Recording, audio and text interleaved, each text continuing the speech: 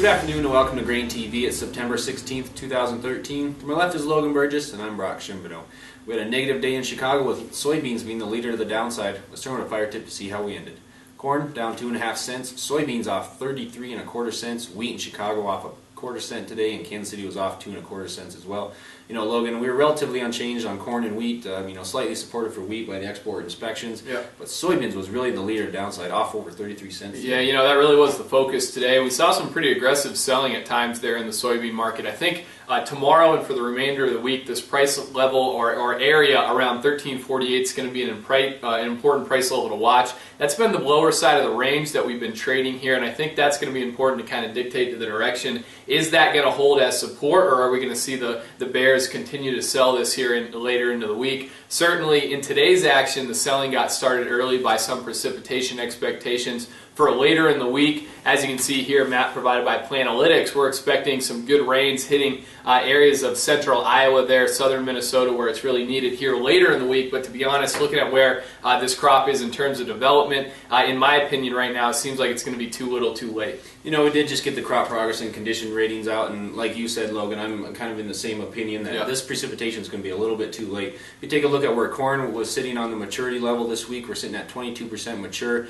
It's still rated about 53% good to excellent, so pretty good ratings there as well. But you know, the thought there was that soybeans, the precipitation is going to increase the yield potential. But you know, like you were saying, I think it is a little bit too late. If you take a look at where the soybeans are in the dropping leaves phase of production, you can see that we're about 26% of the soybean crop is in the dropping leaves phase. So you know, this precipitation would be good for that and could increase a little bit of the yield potential, but there's a lot of this crop that's mostly mature, mostly headed towards harvest here, so I don't think this precipitation is really going to pan out like most people are thinking. Yeah, it certainly might have weighed on things a little bit here today, but if we look at the numbers from the USDA on Thursday, the trade did a really good job of kind of pegging where the USDA was going to come out in terms of production.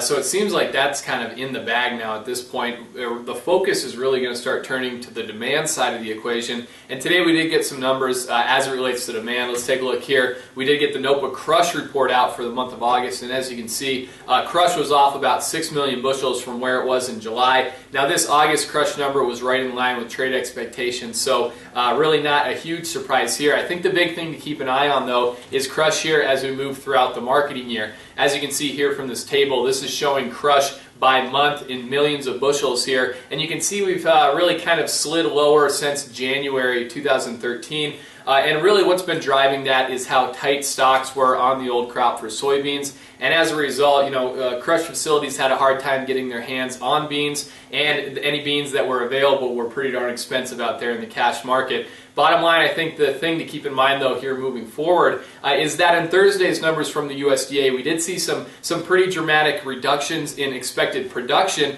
but we didn't really see any big changes in terms of demand. And I think that's why we saw a little bit of a surprise in terms of ending stocks, and that's something to keep an eye on here moving forward. That crush figure accounts for just over 50% of soybean usage, so that's really going to be a big driver of price here in the next several months, as I said, as this shift happens between focusing on production and then ultimately demand.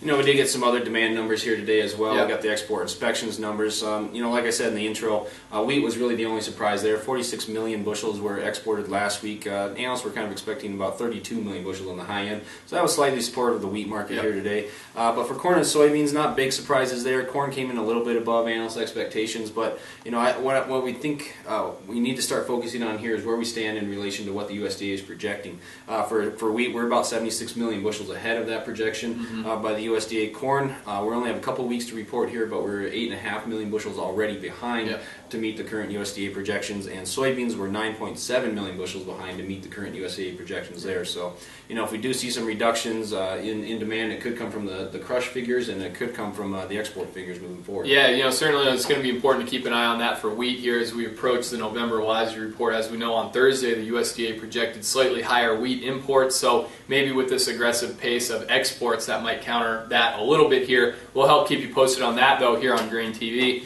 In general, as we move through the week here, not really any huge fundamentals for the grain market until we get out to the September 30th grain stocks report, but this week we will be getting EIA ethanol numbers out on Wednesday, export sales on Thursday, and we'll be reporting both of those live on Twitter at GrainTV, where you can find us over there. that kind of wraps up, though, what we saw here for a Monday in the grain market. Certainly a day when we saw a lot of weakness out of the soybean market in particular. As I said, watch that price level of 13.48 for some direction here as we move into tomorrow's trade. Thanks a lot for joining us on GrainTV. We'll see you Tuesday.